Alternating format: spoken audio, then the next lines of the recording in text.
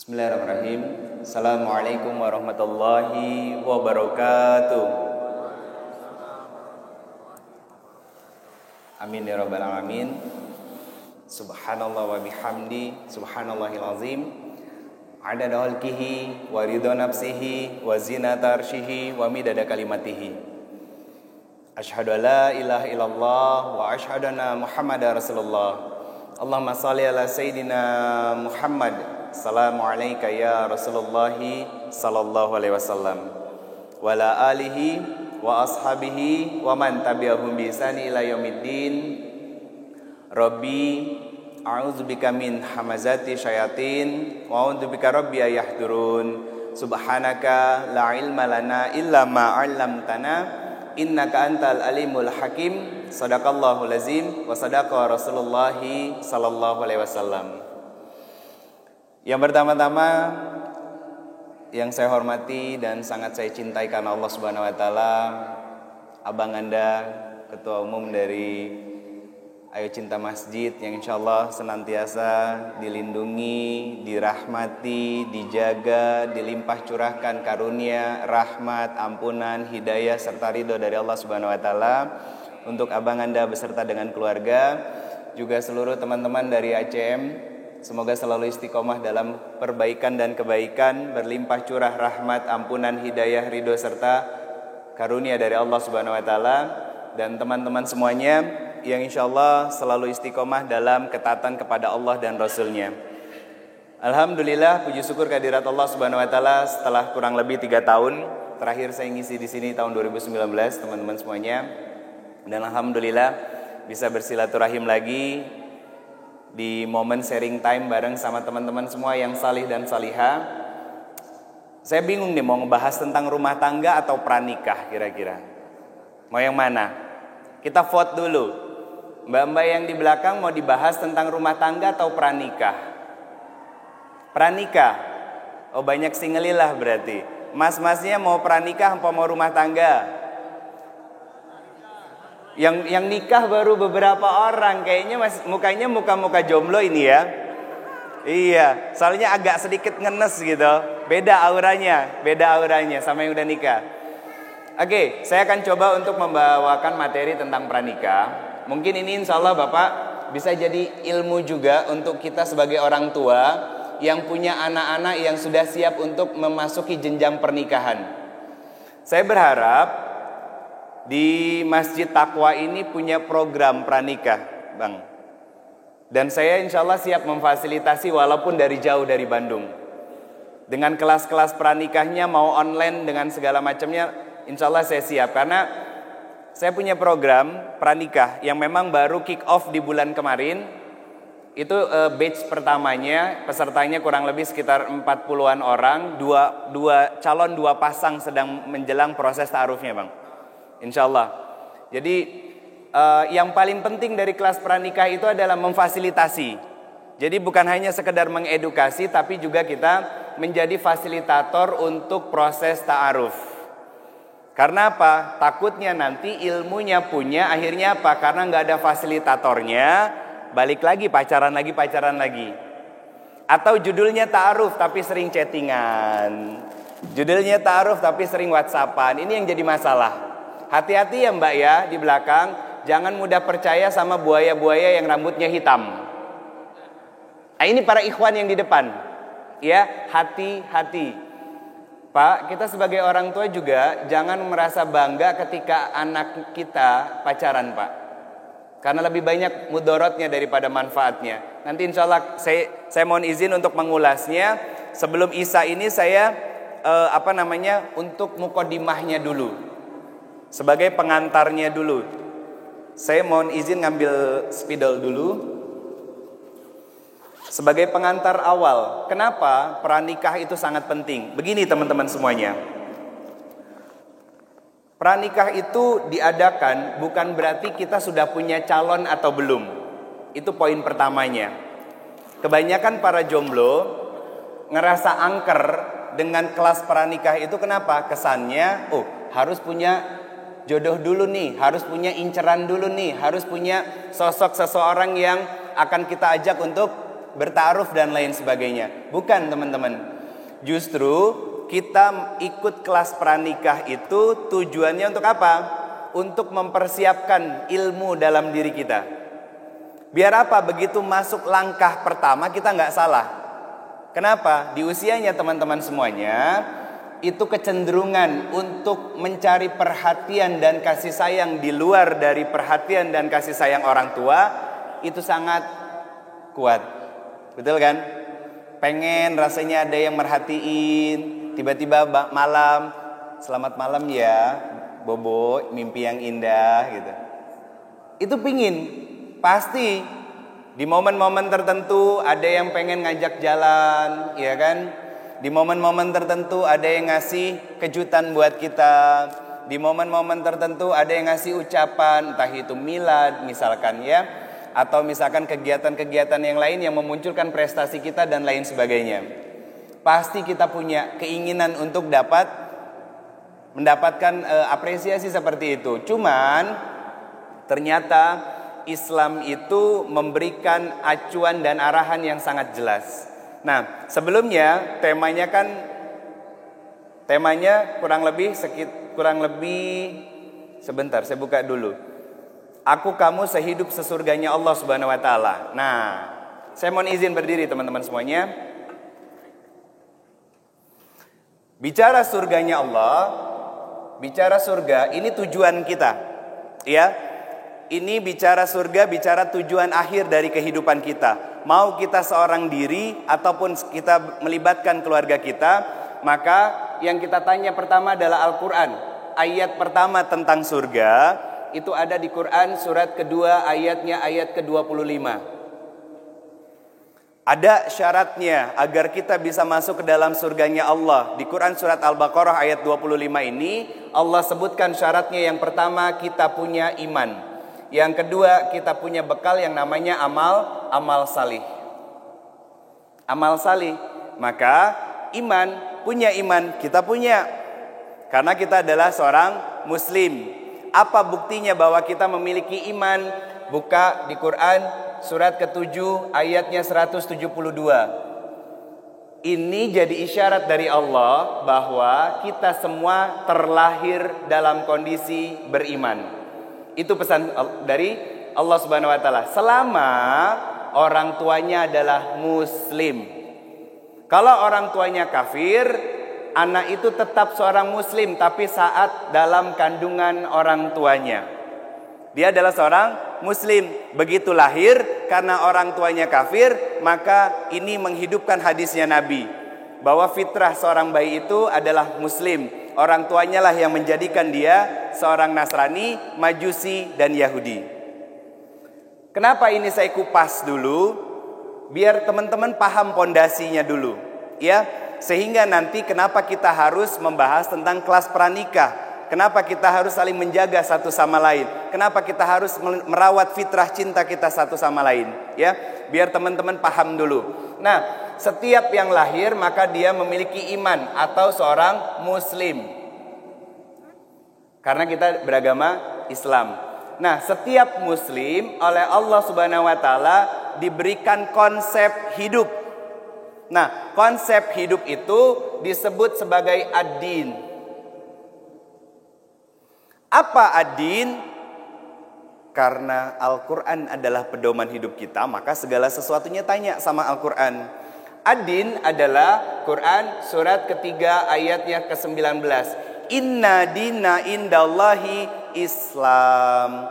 Maka ad-din adalah al-Islam. Al-Islam. Berarti betul kan? Kita adalah seorang muslim, maka konsep hidup kita yaitu syariat Islam.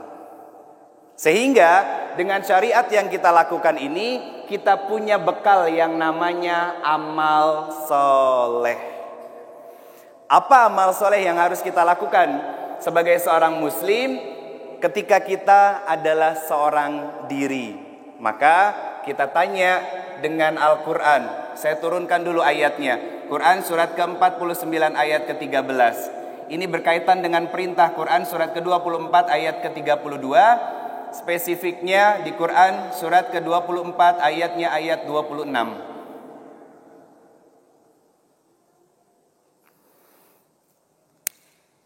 Gak perlu ditulis dulu. Ini mukodimahnya. Ya, mukodimahnya dulu.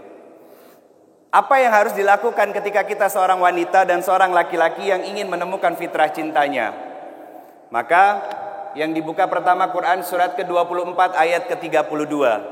Kata Allah Subhanahu wa taala, menikah.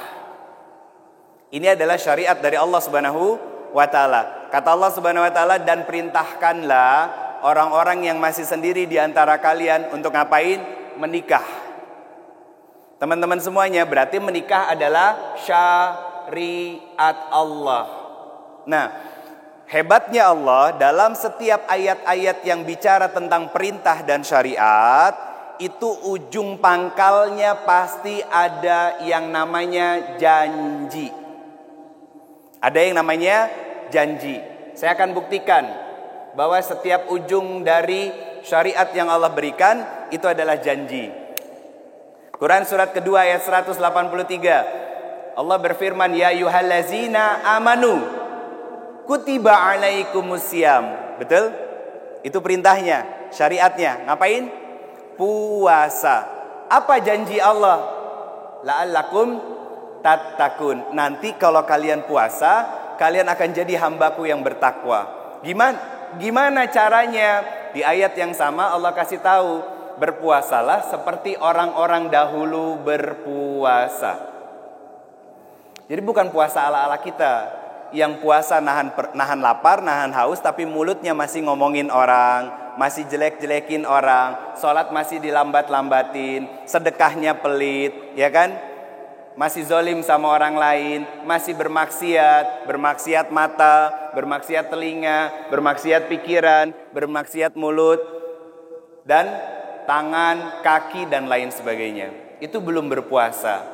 Terus puasanya kayak gimana biar menjadi hamba yang bertakwa? Berpuasalah seperti orang-orang terdahulu berpuasa. Bagaimana caranya? Betul-betul menahan diri, menahan syahwatnya kita.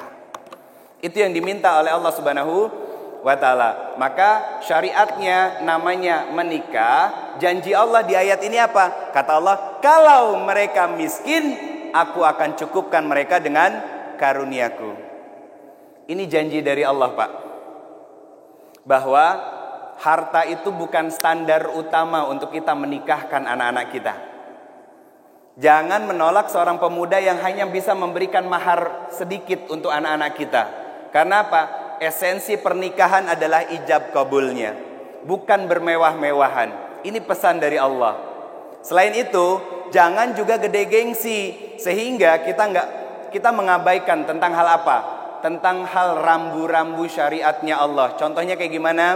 Kita rela untuk membuat acara yang besar, tapi ternyata uangnya dapat minjam. Kan banyak terjadi begitu. Untuk gengsi, ya kan, pinjam sana, pinjam sini. Akhirnya apa? Kasihan Pak anak-anak kita. Hari pertama pernikahan, baru jadi pengantin baru, apa yang jadi beban buat dia? Mengembalikan kewajiban, Pak. Padahal Allah sudah janjikan kalau kita berkekurangan, Allah yang akan cukupkan. Cukupkan dengan karunia-Nya, Pak. Bukan hanya dengan rizki, tapi dengan karunia-Nya. Karunia-Nya Allah meliputi langit dan bumi. Bagaimana bentuk karunia-Nya Allah? Ada orang yang datang bawa beras, ada orang yang datang bawa buah, ada orang yang datang bawa pertolongan tenaga dan lain sebagainya. Saya yakin pergerakan dari teman-teman ACM Peduli ketika membagikan sembako, membagikan beras, membagikan telur, membagikan kebutuhan pokok untuk orang-orang yang memang sangat membutuhkan, itu bukan semata-mata karena besarnya Masjid Taqwa ini, Pak. Bukannya karena besarnya juga ACM ini, Pak. Bukan. Tapi karena pertolongan dan karunia-Nya Allah, Allah percaya kepada orang-orang di dalamnya. Sehingga tadi saya diceritakan sama Mas Joko, ada yang menitipkan sekian ratus papan tempe, ada yang sekian puluh kilo telur dan lain sebagainya. Siapa yang menggerakkan itu? Allah. Itu bentuk karunia dari Allah Subhanahu wa taala untuk kita semuanya. Maka teman-teman sudah dapat apa nama syariatnya? menikah. Bagaimana caranya, seperti apa, dan apa yang harus dilakukan oleh kita sehingga nanti rumah tangga yang kita bangun, hidup bersama dengan pasangan kita bukan hanya sehidup semati, tapi bisa berlabuh sampai ke surganya Allah, yaitu sehidup sesurganya Allah Subhanahu wa ta'ala. Alhamdulillah sudah masuk waktu Isya. Nanti insya Allah sebada salat Isya kita lanjutkan lagi untuk sharing yang lebih santai lagi. Wallahu a'lam bishawab. Assalamualaikum warahmatullahi wabarakatuh. Bismillahirrahmanirrahim. Assalamualaikum warahmatullahi wabarakatuh. Oh, itu yang kencang itu suaranya para jomblo itu. Soalnya nggak ada beban sama sekali. Kecuali ngawang-ngawang kapan dan kapan. Teman-teman semuanya, tadi mukadimahnya udah saya sampaikan tentang sebuah syariat yang bisa kita nikmati, kita dapatkan, kita lewati sebagai seorang muslim, ya. Saya ulangi lagi ya. Dan untuk para bapak-bapak yang sudah memiliki anak yang ukurannya dewasa, sudah tamyiz di atasnya bahkan, semoga ini bisa menjadi bekal. Saya ulangi lagi teman-teman semuanya. Tujuan kita hidup adalah surganya Allah Subhanahu wa ta'ala, ya. Yang ini bisa kita raih dan kita capai dengan kita sendiri ataupun bersama dengan pasangan kita. Nah, kita pingin bahwa mendapatkan surganya Allah itu dengan pasangan yang sangat kita cintai dan Allah pun meridhoi kehadirannya untuk mendampingi kita, membersamai kita dan lain sebagainya. Maka kita pun bertanya kepada Al-Quran tentang ayat surga. Ayat surga yang pertama kali di Quran surat kedua, ayatnya 25. Surat Al-Baqarah. Itu surat tentang ayat surga yang pertama disebutkan oleh Allah. Allah menyebutkan dua kriteria untuk kita bisa mendapatkan surganya Allah Subhanahu wa ta'ala. Yang pertama iman, yang kedua adalah amal salih. Nah, kita sama-sama sepakat berdasarkan Al-Quran surat ke-7 ayat 172, semua bayi yang terlahir ketika orang tuanya adalah muslim, maka dia pun adalah seorang bayi muslim. Bahkan saat berada di kandungan ibunya, dia pun adalah seorang muslim. Nah, seorang muslim, dia diberikan bekal oleh Allah konsep hidup yang namanya ad-din. Apa ad-din itu? Saya sengaja cepat. Ad-din adalah surat ketiga ayat 19, surat Ali Imran. Allah berfirman, Inna dinna indallahi Islam. Berarti konsep hidup kita bernama Islam, yang disederhanakan sebagai syariat. Betul?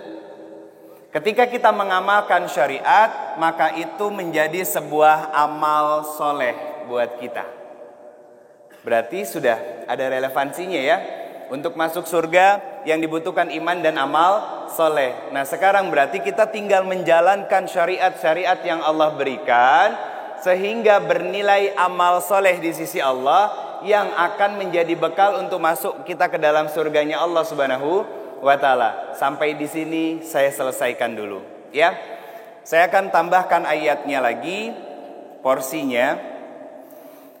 Ini Quran surat ke-49 ayat 13. Saya tambahkan di Quran surat ke-3 ayatnya 142 dan Quran surat ke-24 ayatnya 30 dan Quran surat ke-24 ayatnya ke-31. Ini saja dulu. Baru saya akan storytelling dari sini. Teman-teman semuanya, apa sih syariat yang pengen kita nikmatin sebagai seorang jomblo wan dan jomblo wati? Kan kalau polisi polwan dan polwati nggak ada ya, salah. Polisi dan polwan, saya salah. Saya untung nggak disetrap sama Pak Polisi. Ada Pak Polisi soalnya. Jomblo wan dan jomblo wati. Kita para singlelilah, teman-teman semuanya. Apa? Yaitu menikah, syariatnya yang ingin kita nikmati. Dalilnya Quran surat ke-24 ayat ke-32, surat An-Nur. Surat An-Nur. Menikah adalah syariatnya Allah, dan ketika Allah berikan syariat pasti ada janjinya. Apa janjinya Allah ketika Allah perintahkan menikah? Kalau kita berkekurangan secara hidup, maaf bahasa sederhananya, kalau kita miskin, Allah akan cukupkan dengan karunia-Nya. Maka para ikhwan, selama kalian sudah memiliki pekerjaan, mbok ya tolong selamatkan para akhwat yang sudah lama menanti. Betul kan Mbak? Perempuan itu menanti. Sampai saya curhat sama Pak Ketum tadi. Apa curhat saya? Saya bosen. 2019 saya datang, adik saya masih jomblo. Sekarang saya datang lagi, jomblo lagi. Perlu disebut nama nggak? Saya kasihan jadinya. Nggak perlu sebut merek ya, kasihan. Tapi kalau mbak-mbak ada yang mau bertaruh dengan adik saya ini, saya akan fasilitasi. Langsung saya promosiin. Kurang apa coba mas? Cuman kurang keberanian doang, nggak berani eksekusi. Itu doang gitu. Teman-teman, Allah berikan janji ketika Allah hadirkan syariat. Apa kata Allah? Kalau kalian miskin, Allah akan cukupkan. Masalahnya bukan cuma miskin, kere sekere-kerenya. Kere apa? Kere keberanian. Betul Mas Joko? Itu yang jadi masalah bagi para laki-laki. Kemauannya besar tapi keberaniannya kecil. Mereka belum siap untuk membina rumah tangga. Kalau dalam kelas pranikah, saya membekali teman-teman itu pertama dengan ilmu, kedua bicara tentang mental, ya. Ketiga bicara tentang finansial. Ilmunya bagaimana cara pranikah dan lain sebagainya. Ilmu tentang bagaimana menjadi seorang suami, bagaimana menjadi seorang istri. Kenapa mental? Kan kita akan serumah dengan orang yang beda jenis kelamin, beda latar belakang, beda isi kepala, beda karakternya. Betul kan? Teman-teman yang laki-laki identik dengan keras, yang perempuan lembut. Akhirnya apa? Kalau nggak siap mentalnya, maka nanti banyak terjadi konflik. Makanya dibekali ilmunya. Kenapa bicara finansial? Kan sekarang kita sudah suami istri. Dulu kita masih gaji sendiri bisa habis untuk sendiri, ya enggak? Beli baju, beli celana dan lain sebagainya. Sekarang kita mulai memanage bagaimana caranya gaji yang kita terima cukup untuk menghidupi dengan istri kita. Belum lahir anak, belum, masih diproses, masih diadon, masih diaduk.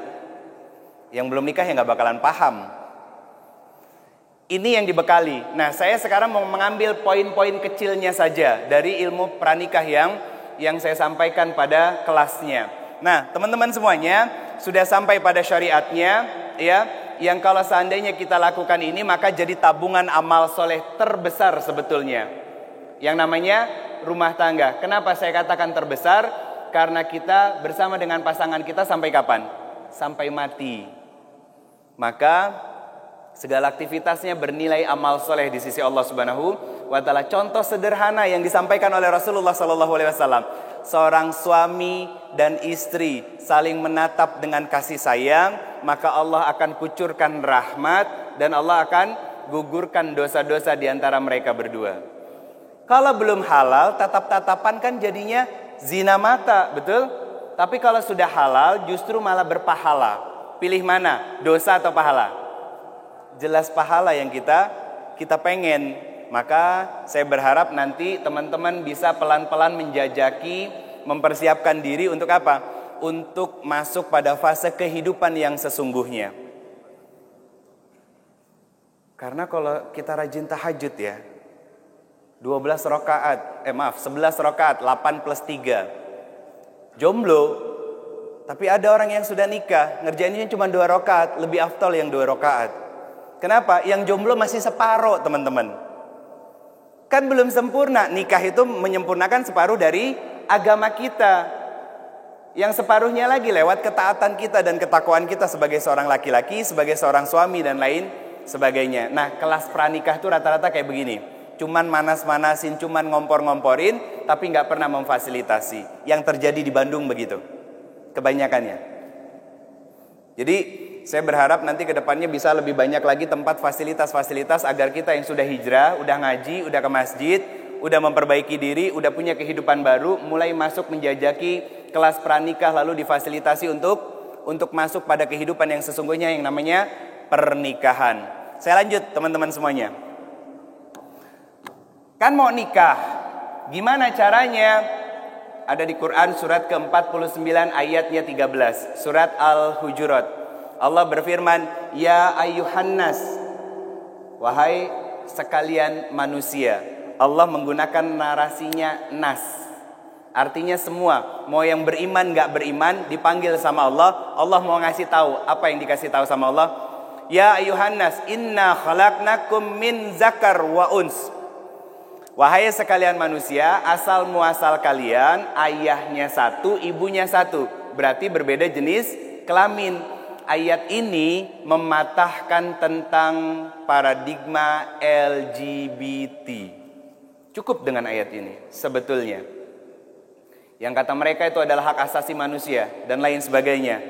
Masa kita yang dikasih akal sama Allah kecenderungannya sesama jenis? Masa kalah sama kambing? Ya, kambing kan gak punya akal kan? Yang dicari kan lawan jenis. Betul apa benar teman-teman? Iya, jadi ayat ini menjelaskan bahwa asal muasal manusia itu laki-laki dan perempuan. Disebut sebagai zakar, makanya yang ngegantung namanya buah zakar. Belajar biologi kan dulu? Paham betul kan masalah reproduksi kan? Oh, paling seneng, apalagi gurunya perempuan, ya enggak? Nah, itu namanya buah zakar. Kalau perempuannya disebut uns. Itu jenis kelaminnya, teman-teman semuanya. Kenapa Allah melakukan ini? Wa ja'alnakum syu'uban wa qabail. Dari ayah dan ibu yang satu tadi dipecah bersuku-suku, berbangsa-bangsa. Kenapa dilakukan oleh Allah? Agar kita bisa ta'aruf. Litta'arufu. Ada alif lam, artinya mengikat dua arah satu sama lain, saling mengenal. Mengenalnya bukan hanya pribadi satu orang dengan satu orang yang lain, laki-laki dengan perempuannya bukan, tapi keluarganya pun saling mengenal satu sama lain. Nah, saya pengen sampaikan sama teman-teman dari ayat ini, kenapa ada diksi wa ja'alnakum syu'uban wa qabail, dipecah-pecah bersuku-suku dan berbangsa-bangsa. Pesan dari Allah begini teman-teman semuanya. Kalau nggak ketemu dalam wilayah satu RT kita tinggal, cari antar RW teman-teman, jodohnya. Itu kata Allah. Kalau nggak ketemu satu RW, cari antar kelurahan. Nggak ketemu lagi antar kecamatan. Nggak ketemu antar kecamatan, antar kota dan kabupaten. Nggak ketemu antar kota dan kabupaten, antar provinsi teman-teman. Nggak ketemu antar negara. Kalau nggak juga dapat jodohnya mungkin yang kedua. Apa? Mati. Iya beneran. Karena jodoh manusia itu hanya dua. Satu lawan jenis, yang kedua adalah kematian. Mana yang bersegera mendatangi kita? Nah, Mas Ajis, hati-hati. Mana orangnya? Tak sebut namanya jadinya kan. Orangnya nggak ada soalnya. Hati-hati gitu. Takutnya malah jodohnya yang lain. Atau mungkin jodohnya orang bule kali mas. Iya kan, ditawarin ini moh, ada ini moh dan lain sebagainya. Teman-teman yang masih sendiri, semoga Allah karuniakan pasangan yang salih dan salihah ya. Ini adalah ikhtiar kita untuk memaksimalkan potensi dalam diri kita. Makanya ada ayat ini tujuannya untuk ta'aruf. Bagaimana carinya kalau nggak ketemu antar RT, RW, kelurahan, kecamatan, kota dan kabupaten dan lain sebagainya. Ustadz kayaknya susah banget ya. Enggak. Kita gunakan relasi dari keluarga, teman, kakak, sahabat, teman, komunitas dan lain sebagainya. Itu membuka jalan, membuka peluang kita untuk apa? Mengenal antar lintas, ya kan? Istri saya orang Sunda, teman-teman semuanya. Saya tinggal di Jakarta dulu. Kenalnya di mana? Di Facebook. Kenal di Facebook. Prosesnya ta'aruf. Tahun berapa? 2012. Saya nikah 2012. Sudah kurang lebih 10 tahun. Istrinya baru 1. Oh, senyum kalau udah pakai kalimat begitu. Laki-laki tuh 1 aja dulu udah gitu. Eksekusi, dicari dulu. Gak usah dipanjang-panjangin, gak usah dibayang-bayangin kalimat saya ya. Nah, saya hanya beberapa kali ketemu teman-teman semuanya. Kalau yang follow Instagram saya pasti bakal bisa tahu istri saya. Saya hanya ketemu beberapa kali. 1, silaturahim. 2, khitbah. Nah, nanti ada setelah ta'aruf ada namanya khitbah. Khitbah itu meminang. Meminang sama tunangan beda. Tunangan ala anak zaman now adalah pegang tangan, jalan bareng, fitting baju bareng, beli mas kawin bareng dan lain sebagainya. Banyak dosanya enggak? Banyak. Pegang tangan dosa, jalan bareng dosa, belum halal soalnya kan. Ustadz, kalau didampingi sama mahram gimana? Akan lebih baik kalau dihindarkan. Itu pendapat saya. Kenapa? Nggak mungkin, walaupun ada ibunya, nggak mungkin kalau nggak curi-curi pandang. Iya nggak? Artinya kan menikmati kecantikan. Masya Allah, ternyata calon suami saya keren ya. Itu kan sudah zina. Zina mata, iya nggak? Zina hati juga. Itu diminimalisir teman-teman semuanya. Jadi hal-hal seperti itu diminimalisir. Dan saya hanya ketemu beberapa kali. Silaturahim pun nggak ketemu langsung, ketemunya dengan orang tuanya. Pas khitbah pun saya nggak ketemu langsung, ketemunya dengan orang tuanya. Istri saya waktu itu masih calon, itu duduknya di belakang. Pas nikah, setelah ijab sah semuanya kata saksi, baru istri keluar dari kamarnya. Dan itu pertama kali saya pegang tangannya gemeteran. Padahal sebelumnya saya playboy teman-teman. Biasa pegang tangan perempuan yang ganti-ganti gitu. Ini pegang tangan istri sendiri. Karena memang dia nggak pernah disentuh laki-laki manapun. Saya mau megangnya aja gemeter teman-teman. Itu pertama kali pegang tangan, masukin jari. Setelah itu kecup keningnya. Oh Masya Allah. Iya kan, baper kan. Ya resiko gitu. Habisan suruh siapa jomblo lama-lama. Teman-teman, itu ta'aruf. Saya sudah mengalami hal seperti itu. Nah, janji Allah yang ini saya akan ceritakan lagi. Dulu ketika saya nikah, saya cuma punya tabungan 4,5 juta.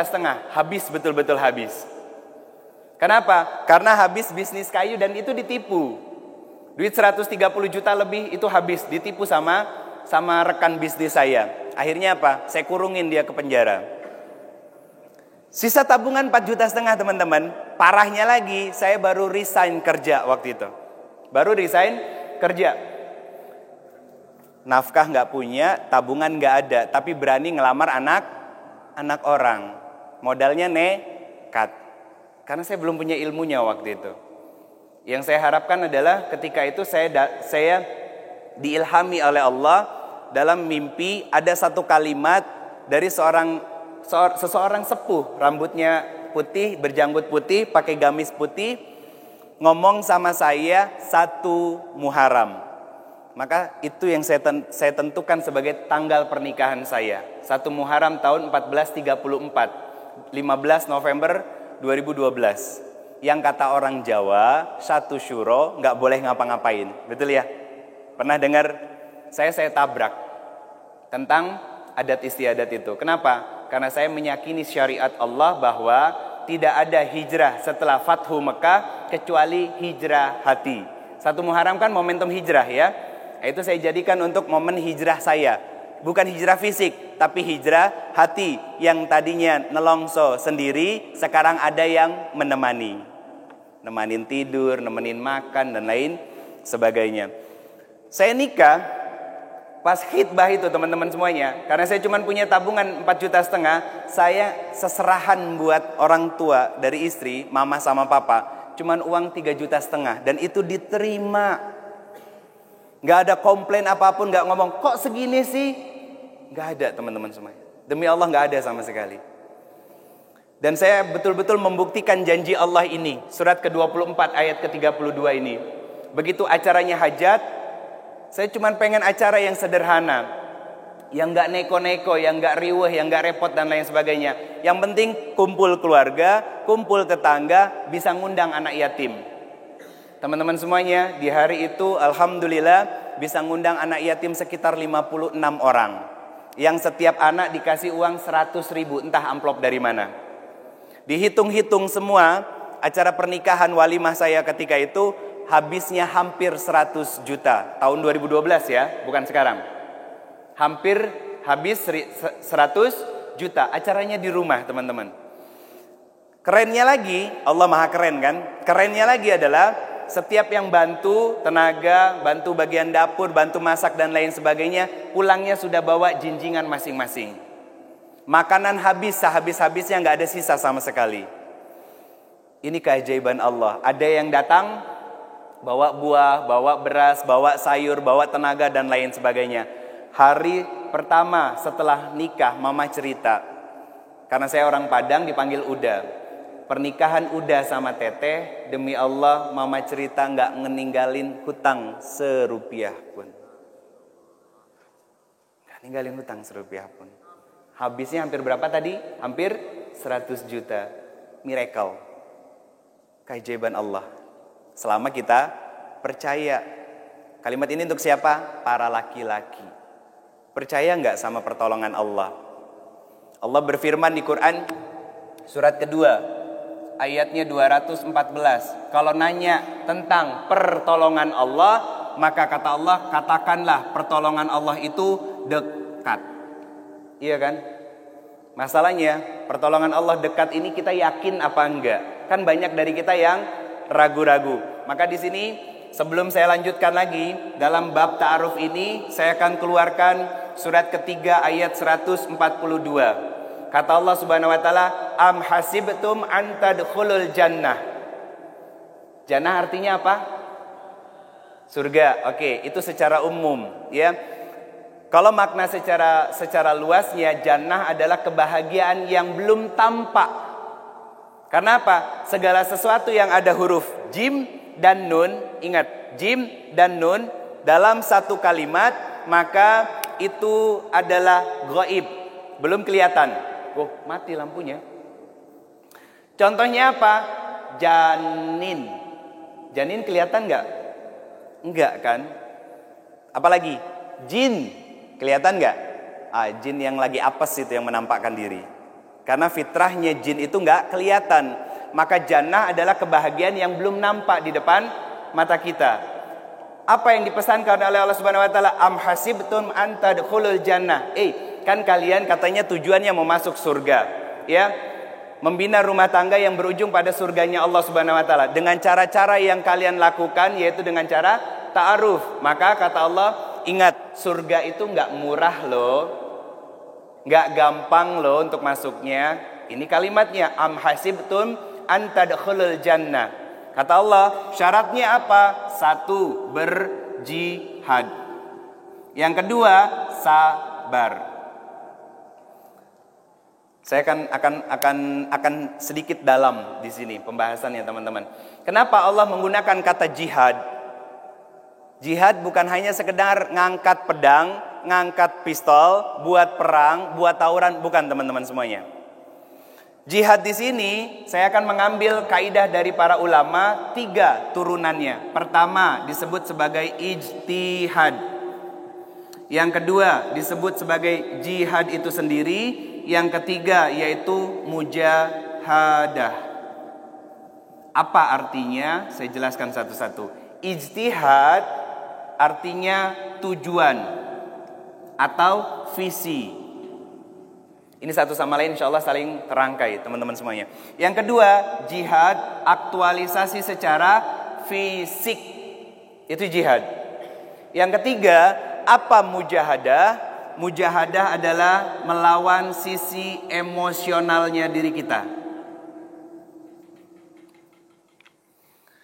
Apa kaitannya dengan proses yang mau kita lewatin dan kita jajaki, Ustadz? Oke, saya akan jelaskan pelan-pelan ya, teman-teman. Apa tujuan kita membangun rumah tangga? Bagaimana caranya? Ta'aruf, ya. Maka ketika kita menjalani proses ta'aruf itu, yang nanti berujung pada pernikahan, ya, yang dalam membina rumah tangganya nanti, kita berharap dengan pasangan kita bisa masuk ke dalam surganya Allah Subhanahu wa taala. Maka muncul kalimat sindiran dari Allah. Ingat ya, kalian akan masuk ke dalam surga, itu enggak mudah, itu enggak murah. Kenapa? Karena Allah mendeskripsikan dengan 2 syaratnya. Apa? Ada jihad yang kalian lakukan dan bersabar dalam mengerjakannya. Nah, dari kata jihad ini kajian komprehensif, teman-teman. Jadi saya pelan-pelan, saya ulang biar rangkaiannya jadi satu rangkaian utuh dan teman-teman paham arahnya kemana. Sehingga nanti sesuai dengan judul, aku kamu sehidup sesurganya Allah Subhanahu wa taala. Karena ini pembahasannya tentang pranikah, saya kaitkan kepada pranikah. Yang pertama adalah ijtihad. Apa ijtihad? Kita tahu tentang tujuan hidup kita. Paham dengan visi hidup kita. Apa? Membangun rumah tangga yang surga, berasaskan surga. Caranya bagaimana? Oh, dengan cara ta'aruf. Maka diperlukan jihadnya. Apa? Jihad fisiknya. Gimana caranya? Gak berinteraksi secara bebas. Itu bentuk jihadnya. Ketika kita sudah tahu pengen membangun rumah tangga, caranya bagaimana? Dengan cara ta'aruf. Bagaimana aktualisasi fisiknya? Gak berinteraksi secara bebas, gak saling bertukar media sosial, gak saling bertukar nomor kontak pribadi. Ini yang saya sebutkan, ini adab-adab dalam proses ta'aruf. Ini aktualisasinya teman-teman. Saya sebutkan lagi ya. Bagaimana aktualisasinya? Pertama, gak saling memfollow media sosial. Ustadz, kan saya biar tahu tentang dia dan saya biar kenal dia.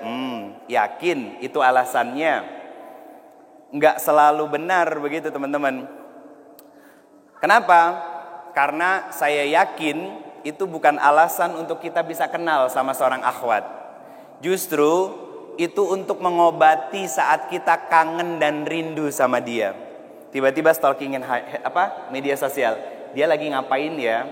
Dia mikirin aku nggak ya? Dia kangen gak ya sama aku? Itu kan yang sering terjadi. Makanya ada jihad fisiknya teman-teman. Apa? Gak bertukar nomor pribadi, gak bertukar media sosial. Terus apa lagi? Gak berinteraksi secara bebas, secara berdua, baik di media sosial ataupun secara langsung. Ini yang saya sebutkan adalah adab-adab dalam proses ta'aruf. Apalagi setelah itu? Tidak komunikasi secara intens. Karena apa? Ada larangan laki-laki dan perempuan telepon-teleponan. Laki-laki kan kalau ngomong biasa kayak begini. Kalau udah nelpon perempuan, Mbak lagi apa? Kan ngalem kan ya. Nyebelin kan kalau begitu kan. Giliran udah jadi suami, boro-boro ada manis-manis yang begitu. Kesandung dikit, mata kamu kemana? Kan itu kita. Jadi modusnya itu laki-laki itu begitu Mbak. Harus paham ya. Nah selanjutnya, boleh nggak saling bertukar hadiah? Boleh. Boleh, ini jihad fisiknya. Tapi bukan diberikan langsung ya. Lewat siapa? Lewat perantaranya. Makanya proses ta'aruf itu harus ada mediatornya. Siapa mediator atau fasilitator? Fasilitator. Siapa ini? Bisa ustadz, bisa ustazah. Orang yang paham ilmunya. Lebih ahsan lagi kalau mediator dan fasilitatornya adalah orang yang memang pernah menjalani proses ta'aruf dalam pernikahan mereka. Jadi lebih paham. Itu kenapa carilah mediator dan fasilitator yang adil dan berilmu.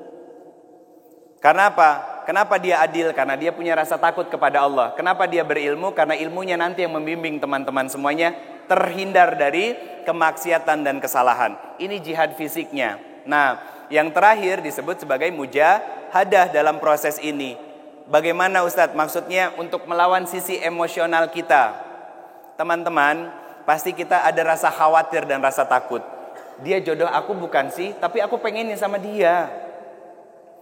Itu tadi yang saya bilang tadi, tiba-tiba muncul rasa rindu, rasa kangen, pengen nge-WhatsApp, kamu lagi apa? Tapi nggak boleh ya. Tapi boleh kayaknya kalau cuma sekali. Kayaknya nggak boleh dan nanti akan keterusan. Tapi kan ini cuma kangen doang, cuma nanya kok. Nah itu sisi emosional yang didominasi oleh saya akan kasih tahu siapa musuh teman-teman semuanya. Quran surat ke-6 ayat 112. Ini musuh kita. Siapa namanya? Setan. Itu musuh teman-teman. Tapi di ayat ini Allah ngasih tahu ternyata musuh kita yang namanya setan itu ada dua macamnya. Setan dari kalangan manusia dan setan dari kalangan jin. Setan dari kalangan jin tadi contohnya, dia lagi ngapain ya? Dia kangen aku nggak ya? Dia mikirin aku nggak sih ya? Gitu. Itu setan dari kalangan jin. Kerjaannya apa? Yuwaswisu fi sudurin nas. Bikin was-was manusia, bikin khawatir, overthinking dan lain sebagainya. Nah, kalau setan dari kalangan manusia, lu ta'aruf. Ya zaman gini masih ta'aruf. Sama aja kayak beli kucing dalam karung, kayak begitu mah. Nah, itu setan dalam bentuk manusia. Kerjaannya ngeganggu kita, ngejatohin iman kita, ngejatohin keyakinan kita dan lain sebagainya. Udah sis, gak usah kolot-kolot begitu deh. WhatsApp aja dia kalau emang lu kangen sama dia. Nah, itu setan dari kalangan manusia. Akan selalu ada untuk mengguncang sisi emosional kita saat kita sungguh-sungguh pengen masuk dalam proses ta'aruf. Makanya dari kalimat jihad yang saya sudah pecah menjadi 3, Allah tutup dengan kalimat sabar. Sabar nahan diri, ya. Sabar dalam berproses, sabar dalam istikharah. Tadi ngobrol sama Abang Anda Ketum, ketika ada yang curhat pengen ta'aruf, kata beliau, banyak-banyakinlah istikharah. Betul.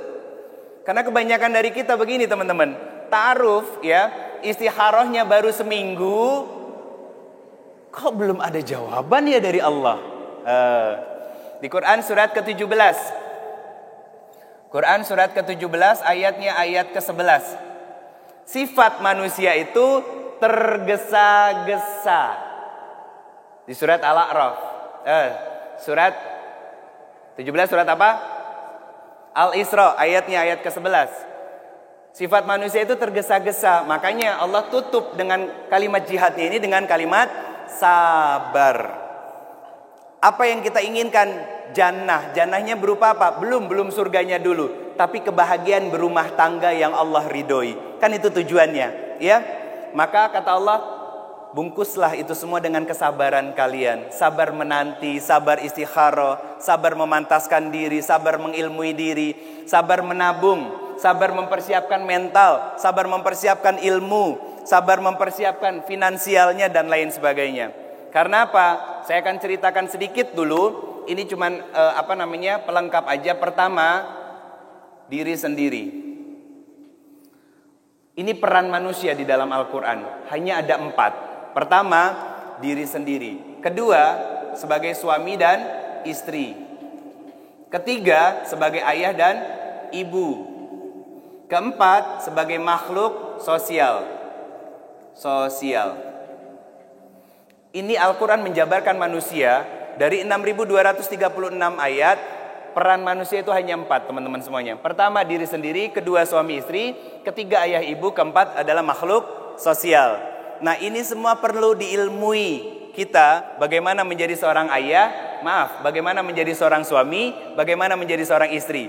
Setahun pernikahan, 2 tahun pernikahan lahir anak. Biasanya ambience dari rumahnya udah mulai berubah. Lebih sering tegang daripada ketawa ketiwinya. Kenapa? Tengah malam anak nangis. Siapa yang biasa bangun? Ibu atau bapak? Suami atau istri? Istri.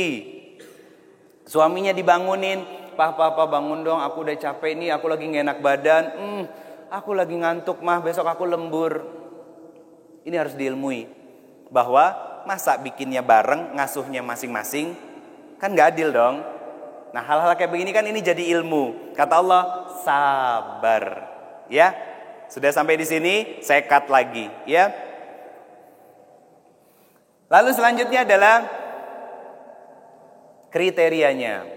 Ya, kriteria yang pertama Quran surat ke-26, surat ke-24 ayatnya 26. Kata Allah, laki-laki yang keji hanya untuk wanita yang keji. Ya, laki-laki yang salih hanya untuk wanita yang salih. Begitu juga sebaliknya, teman-teman semuanya. Nah, secara spesifik ini secara spesifik. Kalau secara umumnya ini dia. Apa? Yang pertama, Quran surat ke-24 ayat 30 ini untuk laki-laki. Quran surat 24 ayat 31 ini untuk perempuan. Ini indah ayatnya teman-teman semuanya. Dua-duanya itu narasinya hampir sama, hanya beda peruntukannya aja. Yang pertama, kulil mu'minin. Apa kata Allah? Katakan kepada laki-laki yang punya iman, yang dengan keimanannya dia menjalankan syariat Allah dan beramal salih. Apa kata Allah untuk laki-laki yang beriman itu? Tundukkan pandangannya. Itu pertama. Kenapa seorang laki-laki harus menundukkan pandangannya? Agar terpelihara kehormatan dan terjaga syahwatnya. Kalau bahasa Quran adalah kemaluannya. Para akhwat harus paham, kalau punya media sosial tolong dikunci. Karena apa? Jangan dibiarkan para laki-laki berfantasi dengan pikiran dan syahwatnya. Kenapa? Karena laki-laki sumber kemaksiatannya dari mata, teman-teman. Ini yang ngomong laki-laki dewasa. Syahwat laki-laki itu berawal dari matanya. Dia kagum, dia tertarik, mikir, wah ini tipe gua banget nih buat jadi istri. Mulai itu diklik, follow. Habis itu ngapain? Lihat postingannya, lihat tulisannya, ceklik. Ngapain? Di love. Terus rutin dia. Ternyata ngajinya sama-sama di Metro. Wah, akhirnya dia beraniin komen. Wah, di Takwa. Masya Allah, ternyata ngajinya di tempat yang sama. Akhirnya ke DM. Assalamualaikum ukhti. Nah, itu yang saya bilang tadi, buaya rambutnya hitam. Ini kan ayatnya ngomongin tentang laki-laki dulu, ya. Ngomongin tentang laki-laki dulu. Dan itu jadi fenomena yang umum terjadi di kalangan anak-anak yang ngakunya sudah hijrah. Hijrah apanya? Baru casing, teman-teman. Ganti baju doang. Yang sebelumnya kaos gambar tengkorak, sekarang pakai baju koko. Yang tadinya gak punya jenggot, sekarang jenggotnya 3 biji. Yang tadinya ngomongnya lu gue, sekarang ente aneh. Ukhti akhi. Wah, biar keren kan? Giliran ada yang cantik, dia ngucapin Assalamualaikum ukhti, biar keren. Itu jadi masalah. Kenapa? Perintah Allah, laki-laki yang beriman tundukkan pandangan. Makanya saya pesan kepada para mbak, ini bisa jadi quotes nih. Apa pesannya? Bagi para wanita, tolong jangan pernah percaya kepada laki-laki yang menjadikan media sosialnya tempat karantina bagi perempuan. Kenapa? Matanya aja nggak bisa dijaga, maka mustahil hatinya bisa istiqomah. Jadi kalau mau melihat keimanan seorang laki-laki, ini ayat yang bicara ya, bukan saya yang berdalih, tapi saya sedang berdalil. Kalau laki-laki kan senang berdalih, Ustadz kan silaturahim, Ustadz teman SMA, Ustadz teman SMP, itu namanya berdalih. Kalau saya berdalil, kalau mau tahu laki-laki beriman atau tidaknya kepada Allah, maka lihatlah media sosialnya saja. Perintahnya apa? Tundukkan pandangan, berarti tidak bercampur antara laki-laki dalam berinteraksi. Kalau kita follow perempuan dan banyaknya luar biasa, zina nggak kita bro? Lihat nih ya, ceklik muncul fotonya di feed. Akhwat, teman SMA ceritanya. Yang 10 tahun dulu ya, udah 10 tahun gak ketemu, tiba-tiba reunian ketemu dan tukar media sosial satu sama lain. Muncul fotonya di feed. Yang dulu hitam kucel kumel bau perengus. Tahu bau perengus? Bau matahari brother. Tiba-tiba udah jadi ukhti-ukhti, ngaji di Takwa, berhijab syar'i, muncul fotonya di feed. Masya Allah, kok beda ya sekarang sama yang dulu? Udah zinah mata belum? Udah itu. Makanya para akhwat tolong dikunci media sosialnya. Jangan biarkan para laki-laki semudah keluar masuk ke dalam Instagram dan media sosialnya kalian. Kenapa? Ayat ke-31-nya ngomongin tentang waqulil mu'minat. Katakan kepada wanita-wanita yang beriman. Apa perintahnya? Sama perintahnya, tundukkan pandangan, pelihara kehormatan, jaga kemaluan. Ada bedanya di ayat yang ini. Ayat ke-31-nya. Apa? Teman-teman bisa cek. Allah menceritakan tentang mahram kalian. Siapa mahram? Orang yang berhak atas diri kalian. Melihat wajah kalian kalau kalian pakai niqab, ya kan?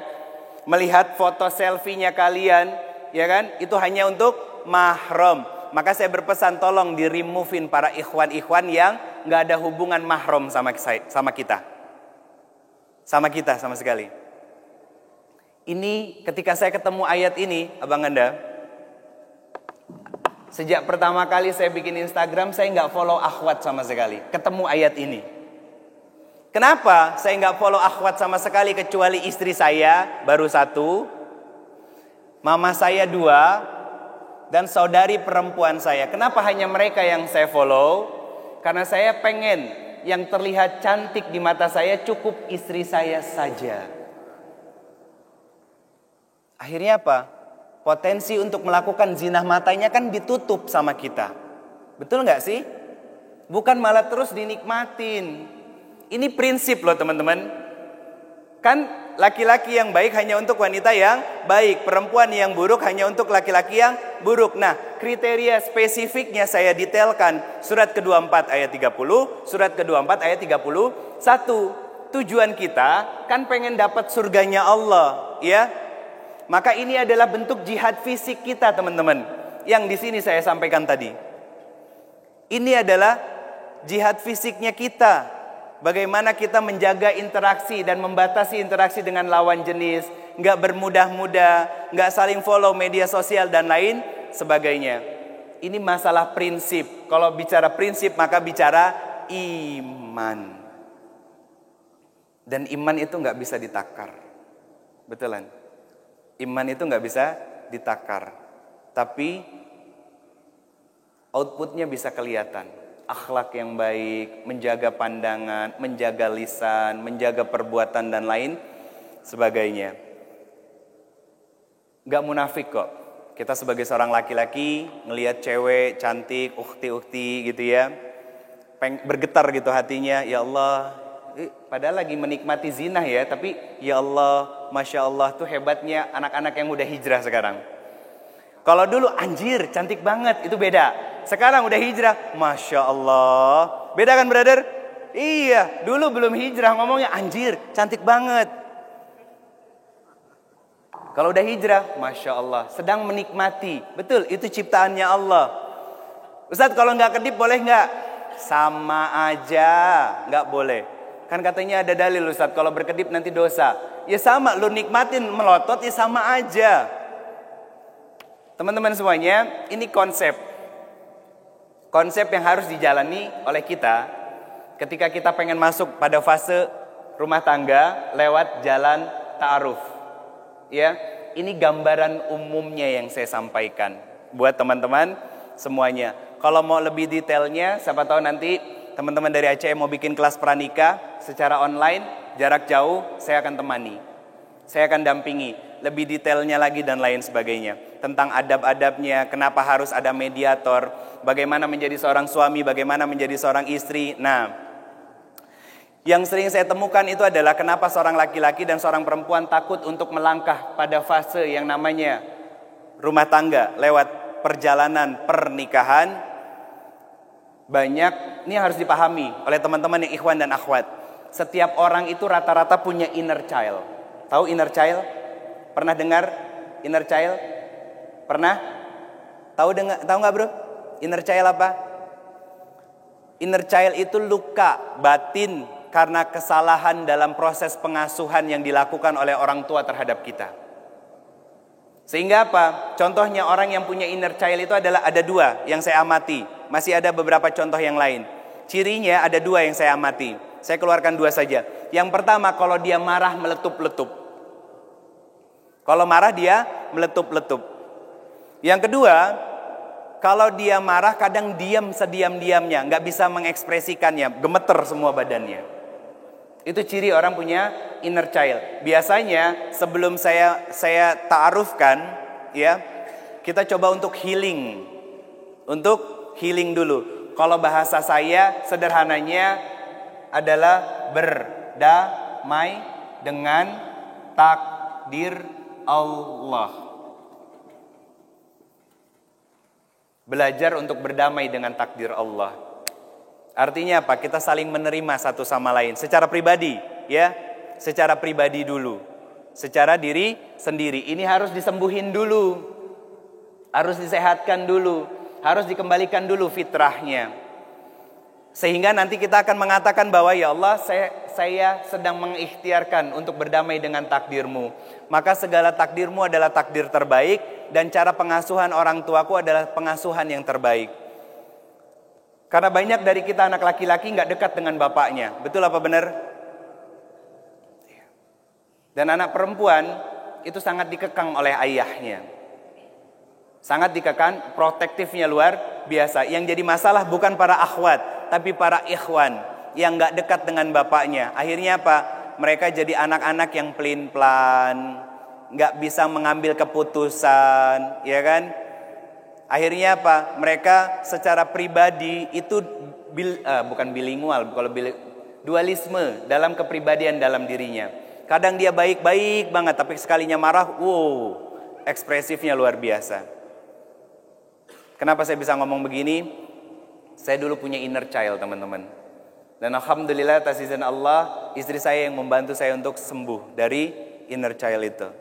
Saya anak pertama, punya adik 2. Jarak saya sama adik saya 5 tahun memang. Dari 1 ke 2 5 tahun, dari 2 ke 3 5 tahun. Cuman saat saya kecil, rata-rata anak pertama itu punya inner child. Baik laki-laki maupun perempuan. Karena orang tua rata-rata berekspektasi kepada anak pertamanya. Apalagi laki-laki. Pasti dididik dengan pendidikan yang keras. Nggak dekat sama bapaknya, jarang ngobrol, jarang diskusi. Jangankan ngobrol, jangankan diskusi, ke masjid aja dibangunin ya seadanya, iya kan? Subuh, bukan isya, bukan subuh. Karena saya ngisi di banyak tempat, abang anda, subuh itu selalu isinya para bapak-bapak, para pemuda tahun 45, yang rambutnya sudah putih, kelamaan main di bawah pohon jambu. Anak-anak mudanya nggak ada, dibiarkan juga sama para bapak-bapaknya. Nah itu kesedihan saya. Dan itu terjadi sama teman-teman semuanya. Kelihatan kok dari sini bahwa banyak dari teman-teman yang gak dekat dengan bapaknya. Betul apa benar? Iya kan? Dan kesalahan para bapak, udah tahu salah, gak mau memperbaiki. Canggung, kaku, bingung Ustadz gimana caranya. Peluk aja anak tuh. Gak usah ngomong, peluk aja. Datang, pegang tangannya, nak peluk. Maafin bapak, bisikin di telinganya. Karena bapak selama ini mengabaikan kamu.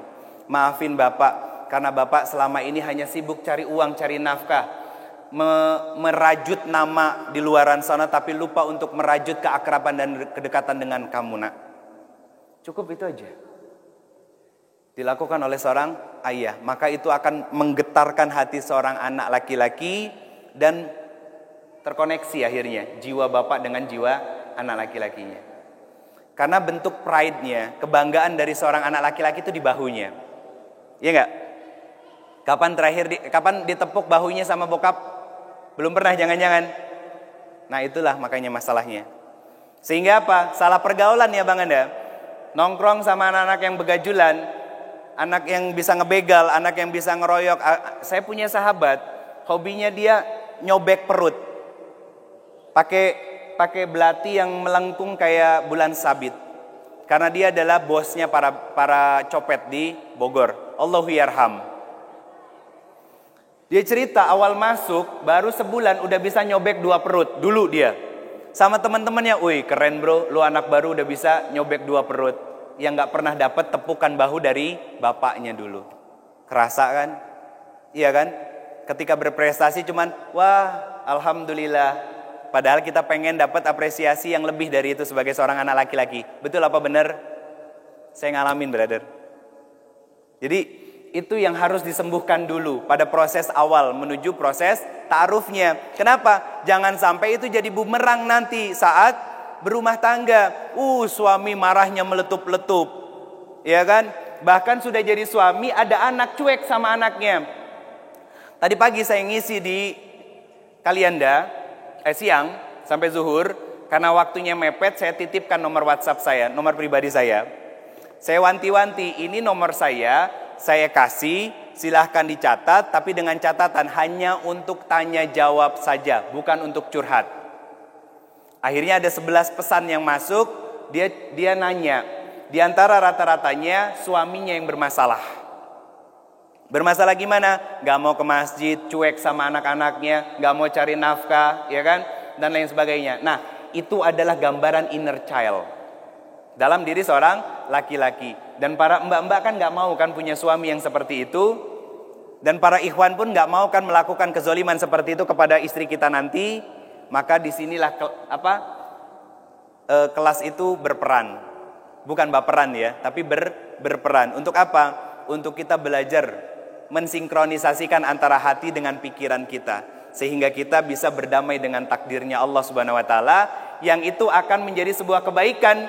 Apa kebaikannya? Nanti ta'aruf yang kita jalanin bagus, lancar, dimudahkan oleh Allah, sehingga nanti ketika syariat pernikahan terjadi, rumah tangga yang berjalan setahun, 5 tahun, 10 tahun sampai maut memisahkan, bermuaranya kepada mana? Kepada surganya Allah Subhanahu wa taala. Sehingga aku kamu sehidup sesurganya Allah Subhanahu wa taala. Kurang lebih itu teman-teman. Mohon maaf lahir dan batin. Kalau ada yang ingin ditanyakan, ada yang mau tanya? Boleh? 1. Ini ada door prize-nya loh. Mushaf Quran. 2. Ada lagi? Mbak-mbaknya ada yang mau nanya? Silakan. Kalau yang ingin bertanya nanti dikasih mic sama abang-abang yang ganteng jomblo di depan ini. Jomblo semua kan bang? Yang itu? Iya mukanya udah kelihatan labelnya jomblo. Mukanya muka-muka ngenes soalnya. Mohon maaf lahir dan batin teman-teman semuanya. Assalamualaikum warahmatullahi wabarakatuh.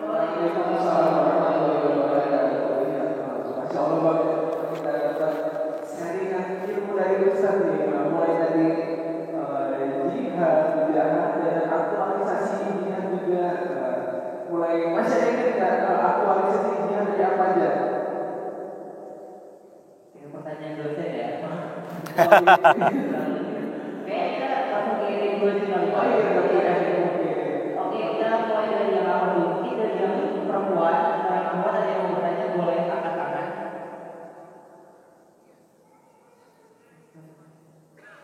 Ada. Kalau malu boleh tulis, dibuka tulis. Sama aja ya.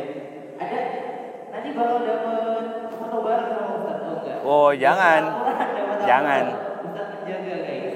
Ada yang mau tanya?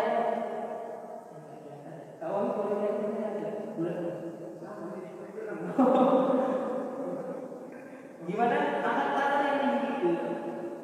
Atau dari yang laki-laki dua ada yang mau tanya? Gila. Boleh.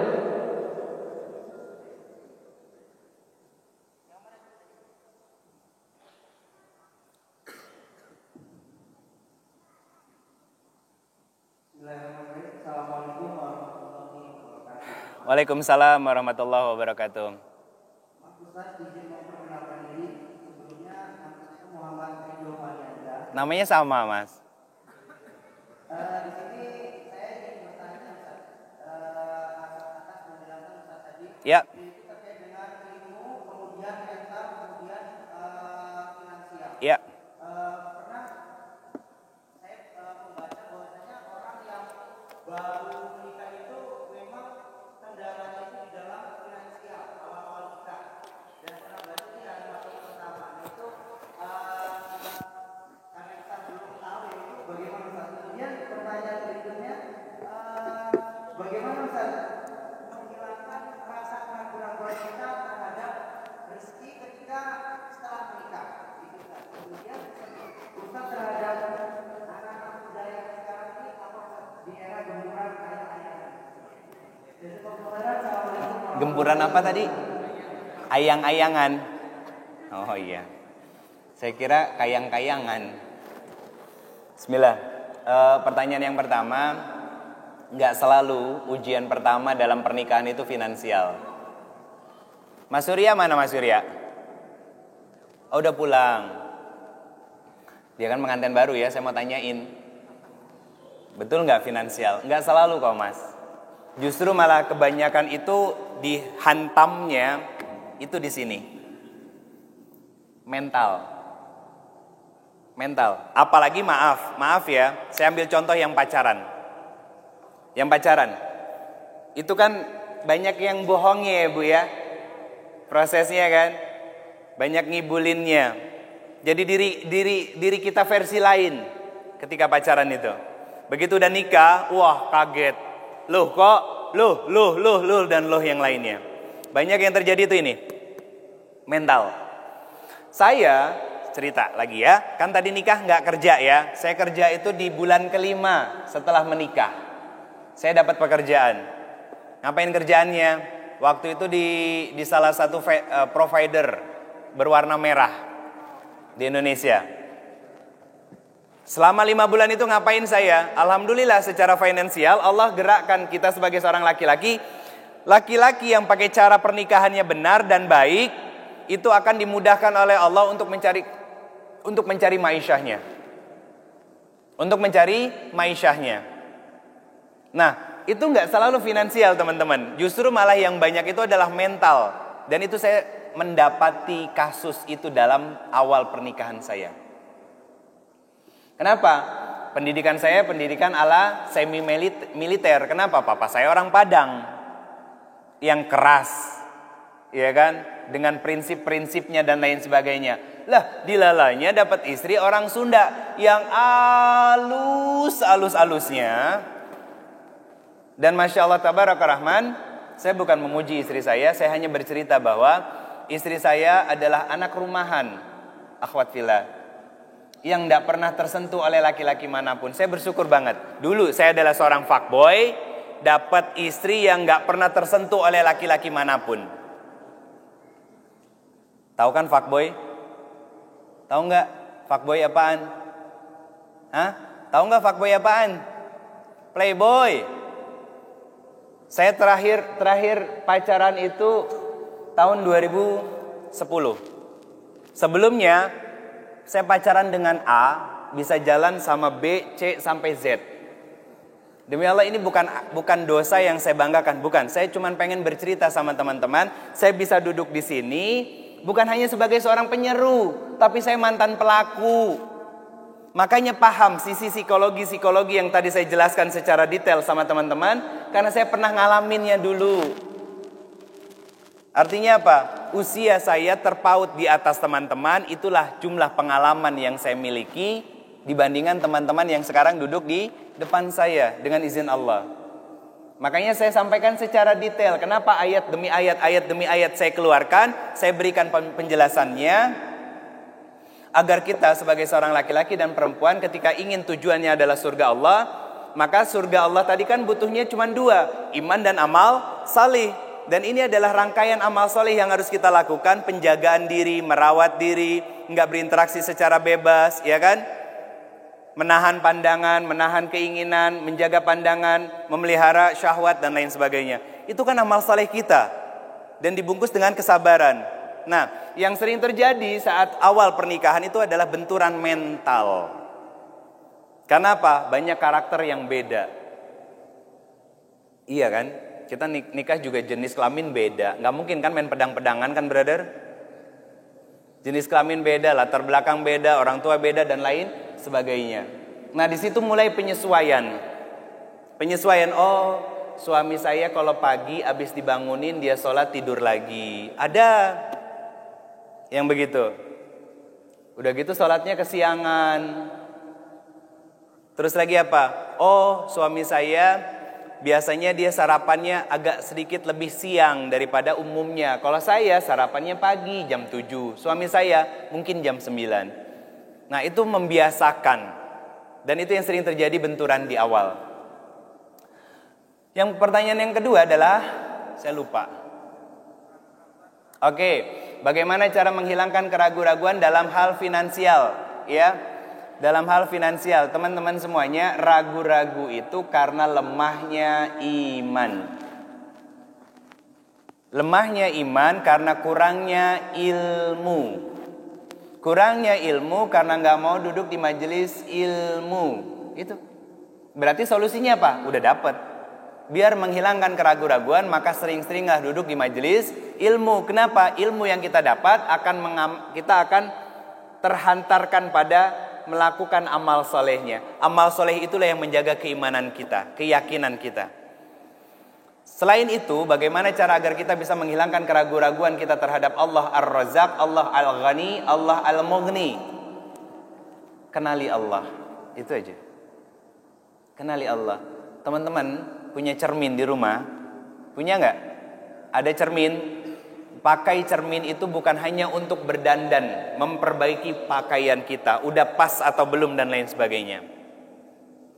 Kalau perlu setengah bugil deh, pakai celana pendek, nutup aurat atau pakai sarung dan lain sebagainya. Lihat cermin, katakan kepada cermin itu kita sedang berdialog dengan diri kita sendiri. Ya Allah, hamba nggak punya kuasa untuk tidak mengedipkan mata ini. Kalaupun bisa, coba teman-teman nggak kedipin mata 1 menit aja, bisa. Tapi apa yang akan terjadi? Air matanya keluar. Pertanyaan saya sederhana, air mata itu keluar, kita yang merintah atau Allah yang memerintah? Allah. Dari situ aja kita belajar untuk mengenali Allah Subhanahu wa taala. Apalagi jantung 24 jam nonstop, nggak berhenti untuk memompa darah, iya kan? Coba bilang sama jantung kita, jantung, lu berhenti deh semenit aja. Anfal teman-teman. Iya kan, koid kan?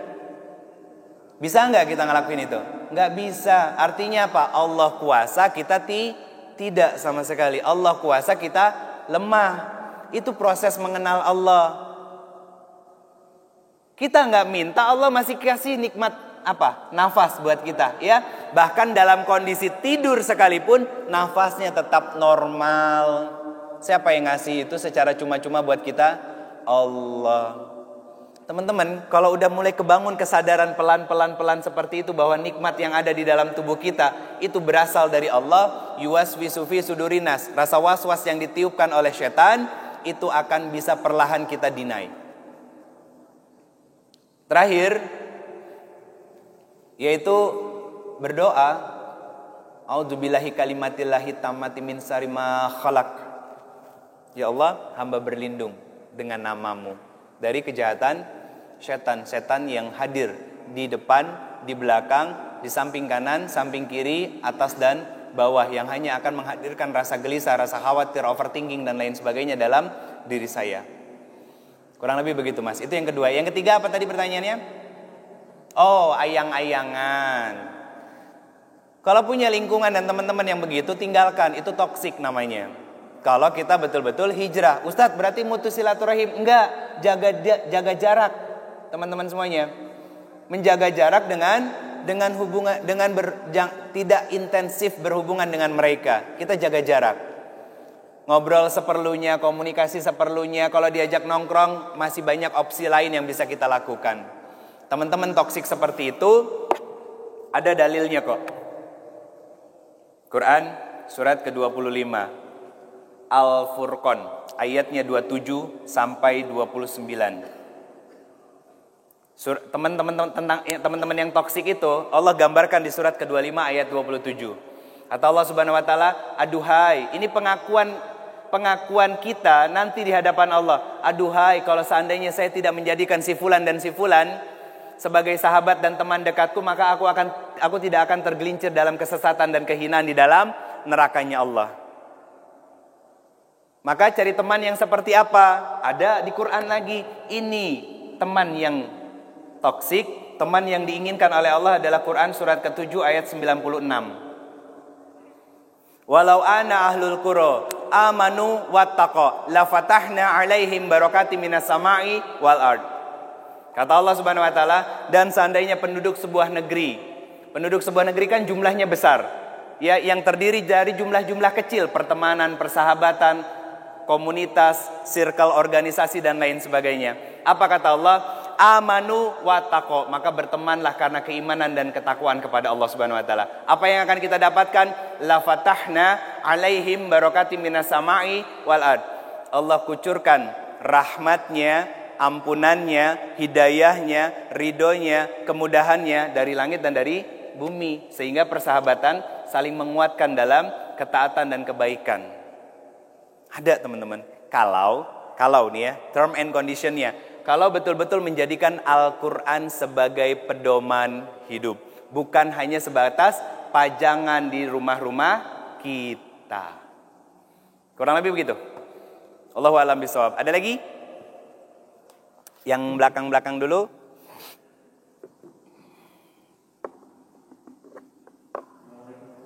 Waalaikumsalam warahmatullahi wabarakatuh.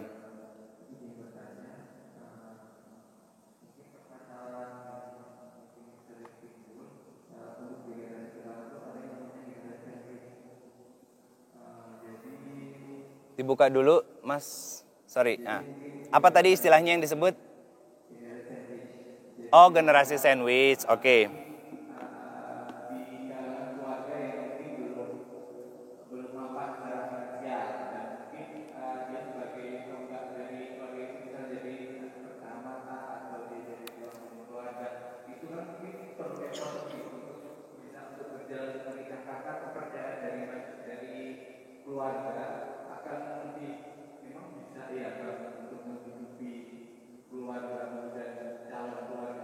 Ya.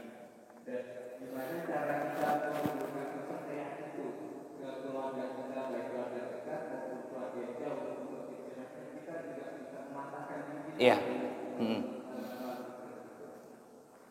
Siap. Kepercayaan itu diminta atau dibangun? Saya mau tanya sekarang. Saya pengen tahu mindset teman-teman. Kepercayaan itu dibangun apa diminta? Dibangun, bukan diminta. Jadi jangan pernah meminta kepercayaan kepada siapapun, termasuk kepada orang tua kita sendiri. Apalagi kalau misalkan case-nya adalah kita adalah generasi sandwich, yang dimana kita menjadi tulang punggung buat orang tua kita sendiri. Nah, ini berkaitan dengan pertanyaan Mas tadi yang kedua. Ada muncul keraguan-raguan, bisa gak sih gue bakal ngehidupin bokap sama nyokap plus nanti istri gue nih? Kan gitu.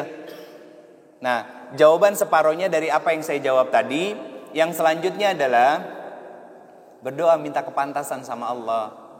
Kan Allah yang tahu kita layak atau enggaknya. Betulan teman-teman. Saya sudah ceritakan tadi, saya nggak punya tabungan, saya nggak punya pekerjaan, saya modal nekat. Iya, adik saya posisi ketika saya nikah masih sekolah semua. Disinilah kesalahan kita. Disinilah kesalahan para orang tua. Kesalahan para orang tua yang nggak punya modal ilmu, kurang imannya. Kenapa saya salahkan juga orang tua? Karena kalau misalkan husnuzon, ya jelas dulu masanya terbatas untuk belajar Islamic parenting, ya. Tapi secara keseluruhan, kenapa ada orang tua yang seperti itu? Karena mereka nggak mau ngaji, nggak mau belajar. Ke ladang, getolnya luar biasa. Ke pasar, dibela-belain sebelum subuh. Sholat subuh nggak? Belum tentu, teman-teman. Sehingga apa? Imannya terkikis sedikit demi sedikit. Anaknya mau nikah, loh, gaji kamu kan baru segitu, emang bisa? Standar kebahagiaan mereka orang tua yang model-model begitu adalah dunia, duit, anak punya motor, nggak peduli nyicil ataupun cash. Itu orang tua begitu, modelnya begitu teman-teman. Nah, saya nggak akan melanjutkan lagi kalimatnya. Kenapa? Saya nggak mau menyalahkan orang tua. Tetap kita jaga husnuzon kita kepada orang tua, ya. Cuman gambaran seperti itu saya tampakkan dan saya munculkan. Kenapa? Teman-teman calon orang tua nantinya, maka belajarlah sebanyak mungkin. Besok malam nih di Masjid Al-Jihad saya ngebahas tentang rumah tangga. Biar kalau kalian pengen tahu bagaimana menjadi seorang suami, demi Allah teman-teman semuanya, saya keliling Indonesia bawa materi tentang Islamic parenting, nabokin para suami pakai dalil. Karena kebanyakan suami berdalih. Kenapa gak mau ke majelis ilmu? Capek Ustadz, habis cari nafkah. Emang cari ilmu gak wajib? Lebih wajib daripada cari nafkah. Kenapa? Seorang suami, ar-rijalu qawwamuna 'ala nisa. Wajib menjadi seorang qawwam. Apa qawwam itu? Dia senang belajar. Qawwam adalah sosok yang penyabar. Bagaimana dia bisa sabar kalau dia gak belajar? Dia adalah sosok yang bisa melindungi istri dan anak-anaknya. Bagaimana dia bisa melindungi istri dan anak-anaknya dari api neraka kalau dia nggak belajar? Dan lain sebagainya. Ini pesan saya untuk adik-adik saya yang ada di depan saya sekarang. Belajar sebanyak-banyaknya tentang ilmu Allah, ilmu syariat. Biar kalian nanti ketika jadi orang tua nggak sotoy. Kasihan para istri yang selalu jadi korban. Betulan, coba lihat ibu kita. Sama siapa dia curhatnya? Bapaknya kah? Orang tua kita, ayah kita? Boro-boro. Boro-boro teman-teman. Kemana ibu kita curhatnya? Temennya. Paling mentok kemana? Media sosial. WA status, ya kan? Terus lagi story di Instagram dan lain sebagainya. Keluh kesahnya yang seharusnya didengar oleh siapa? Oleh ayah kita, oleh suaminya. Saya berpesan, ini pesan yang disampaikan sama guru kita juga, Ustadz Salim Afila. Wahai para ikhwan, sebelum kalian menikah, belajarlah untuk sering-sering mendengar cerita dan keluh kesah dari ibu-ibu kalian. Karena kalian nanti akan mendengar cerita dan kisah serta keluh kesah dari ibu-ibu anak-anak kalian. Itu pesannya. Bunda yang sudah menikah, bapak bisa jadi tempat curhat enggak? Jujur, bisa. Bunda yang di belakang, lebih sering bisa atau tidaknya? Nah, dada, enggak artinya. Itu PR buat antum semuanya. PR buat antum semuanya. Kenapa? Pastikan kita bisa menghadirkan kenyamanan buat pasangan kita, teman-teman semuanya. Sehingga nanti anak kita lahir, anak kita nggak memikul beban generasi sandwich itu. Cukup kita aja. Terus apa yang harus kita lakukan Ustadz sekarang dengan kondisi yang seperti ini? Tadi pesannya sama kayak pertanyaan yang kedua, ya. Ilmui diri, dekatkan diri dengan Allah, kenali Allah, ya kan? Yakin sama Allah, tumbuhkan keimanan, perbanyak amal solih, luaskan ilmu, luaskan silaturahim, circle yang yang positif, yang bisa menjaga keimanan dan ketakwaan kita kepada Allah dan Rasulnya dan lain sebagainya. Allahu a'lam bishawab. Ada lagi? Oh iya.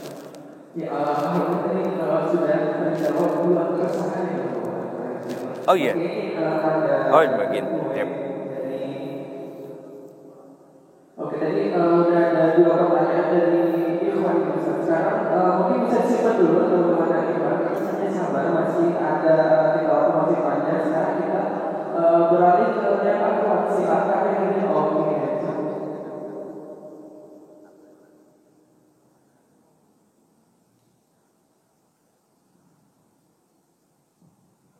Bismillah. Assalamualaikum warahmatullahi wabarakatuh. Waalaikumsalam warahmatullahi wabarakatuh. Baik Ustaz, seperti yang sudah Ustaz sampaikan tadi mengenai kriteria spesifik ada di Brazil surat ke-24 ayat ke-26, yaitu perempuan-perempuan yang suci untuk laki-laki yang suci dan laki-laki yang suci untuk perempuan-perempuan yang suci disebut sebagai. Nah, misalnya Ustaz ada seorang ikhwan yang baru menjadi mu'alaf. Kemudian dia datang berniat untuk melawan seorang akhwat yang sudah lebih dulu berhijrah dan belajar ilmu agama.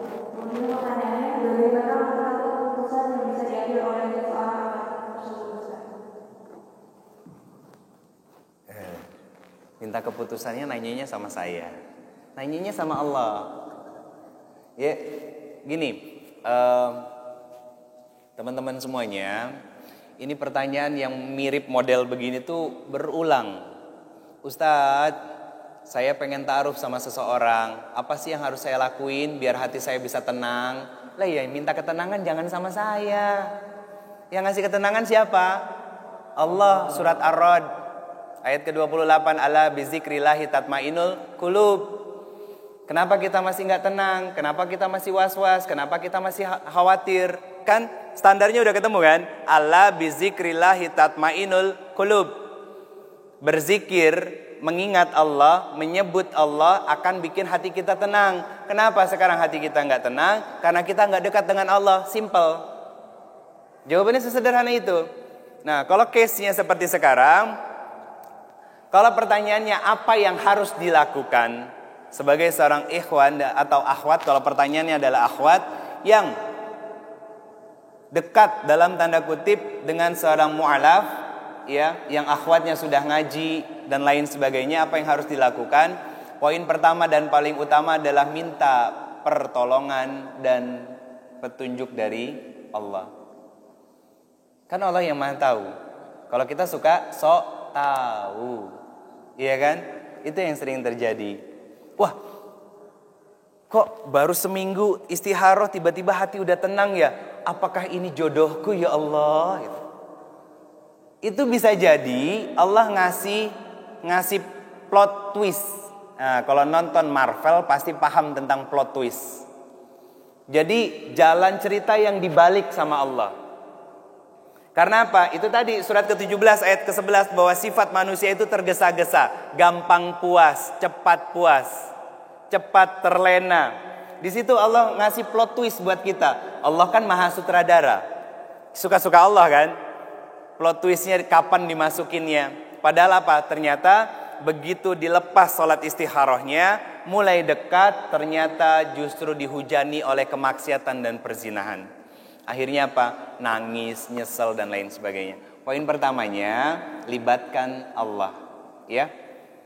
Kalau itu pertanyaan titipan teman, sampaikan. Libatkan Allah dalam semua aspek kehidupan Bunda. Yang sudah punya suami, libatkan Allah. Ngapain? Saya tahu suami itu sangat menjengkelkan sekali. Betul Bunda? Tapi mau bagaimanapun itu suami kita. Surga dan nerakanya kita sebagai seorang istri. Maka libatkan Allah. Untuk apa? Meminta kepada Allah agar dilembutkan hatinya, diperbaiki akhlaknya, diluruskan imannya dan lain sebagainya. Libatkan Allah dalam segala aspek kehidupan. Itu yang pertama. Yang kedua, kalau teman-teman para akhwat pengen tahu iman seorang laki-laki, kirim intel. Bukan dari kepolisian ya. Teman kita atau adik laki-laki kita ngapain? Datang ke wilayah tempat si ikhwan itu tinggal, ya. Datangnya bukan ke rumahnya, kemana? Ke masjidnya. Tanyain sama takmir masjid, tunjukin fotonya. Pak, ikhwan ini sering ke masjid enggak? Kalau jawaban takmir masjid, oh boro-boro, dia mah emang rumahnya di situ. Tapi apa? Nggak pernah ke masjid sama sekali dia mah dek. Tetet. Tapi kalau ternyata ikhwan yang sering ke masjid, maka di checklist. Berarti apa? Imannya terjaga dalam rumah-rumahnya Allah Subhanahu wa taala. Jadi saya berharap bahwa begini, ketika melibatkan Allah itu jangan cepat puas dalam seminggu, 10 hari, 2 minggu, jangan. Betul yang disampaikan oleh Abang Anda Ketum bahwa terus konsisten kita melakukan istikharah. Kesalahan kita teman-teman ketika beristikharah itu adalah istikharah itu dijadikan ban serep. Udah mentok, aduh gimana ya? Oh iya, ingat istikharah. Salah. Istikharah tuh jadiin bumper. Iya, awal lakukan istikharah dulu. Kalau bisa sebelum ada jodohnya, sebelum ada calonnya, sebelum ada lawan untuk ta'arufnya, sebelum itu lakukan istikharah yang terus menerus. Ini sunnah Nabi teman-teman. Nabi mengatakan untuk mengawali sholat malam, awali dengan 2 rakaat sholat yang ringan-ringan. Kalau saya biasanya 2 rakaat itu antara sholat hajat, sholat taubat atau sholat istikharah. Tinggal dipilih. Itu kan ringan semuanya. Mudah kan? Kalau waktunya mepet, biasanya saya hanya sholat taubat dan 2 rakaat sholat qiyamnya. Waktunya udah benar-benar mepet itu. Jadi dikerjakan terus konsistensi teman-teman semuanya. Jadi datang sama Allah tuh bukan pas lagi butuh. Tapi betul-betul kita butuh sama Allah dalam setiap aspek dan segi sudut kehidupan kita. Betul-betul bergantung sama Allah. Jangan ini begitu mentok baru nanya sama Allah. Salah. Sama kan sama orang tua kita juga begitu. Ya enggak? Kan kita suka enggak adab. Lagi ada butuh baru baik-baik sama orang tua. Ma, apa yang bisa aku bantu? Pa, apa yang bisa aku tolongin? Kan begitu. Orang tua ya udah jelas tahu kamu mau apa tiba-tiba jadi baik begini. Allah begitu enggak sama kita? Enggak. Kenapa? Karena Allah as-sabur. Allah maha sabar. Ya dibiarin aja kita. Maksiat dibiarin, diliatin sama Allah. Diizinin, tapi Allah gak ridho. Taat, wow Allah jauh lebih senang. Makanya jadikan istikharah sebagai bumper kita. Libatkan selalu Allah dalam semua aspek kehidupan kita. Itu yang pertama. Ya. Yang kedua, cross check di tempat tinggal dia. Kirim intel.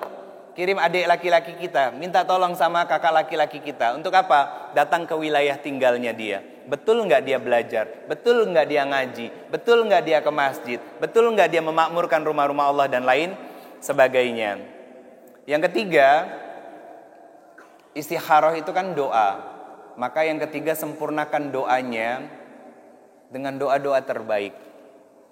Istikharah itu kan amaliyah berupa sholat, yang di akhirnya adalah doa. Teman-teman semuanya, jodoh itu, nah saya baru ingat ini. Jodoh itu adalah kepantasan. Ada yang hafal doa istikharah? Jodoh itu kepantasan dan ketepatan. Tepat. Pantas mendampingi kita, menyempurnakan kita, tepat waktunya, datangnya, hadirnya, pribadinya, personalitinya. Itu konsep jodoh. Berdasarkan doa dari istikharah. Saya waktu itu diminta sama Ustaz Umar Mita untuk nyampein tentang ini. Beliau yang minta, waktu saya silaturahim ke rumah beliau. Dan itu harus digali teman-teman semuanya.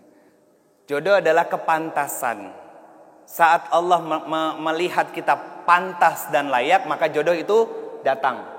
Di waktu yang tepat. Kapan? Allah yang tahu. Jangan pernah tanya kapan kepada Allah.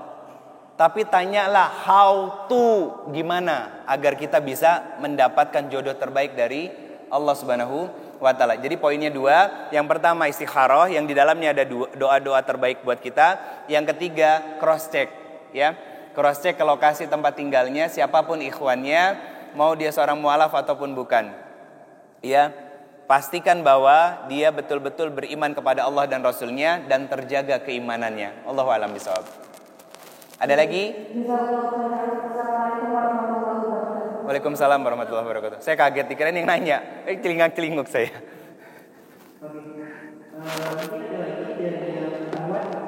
Ada lagi? Itu di belakang. Kasih. Estafet aja bro dari sini. Nah, karena posisinya di depan. Iya. Ini sembunyi-sembunyi kayak gini sekarang. Sekarang doang apa biasanya memang begini? Oh biasanya begini, tapi di luar saling bertatapan gitu, papasan, nggak nunduk tapi dilihat gitu.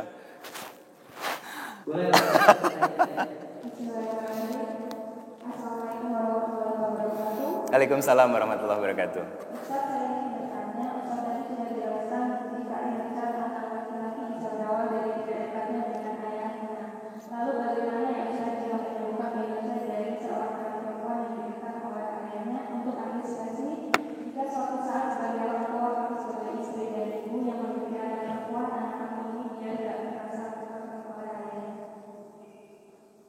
Bagaimana ini pertanyaannya ngebut brother.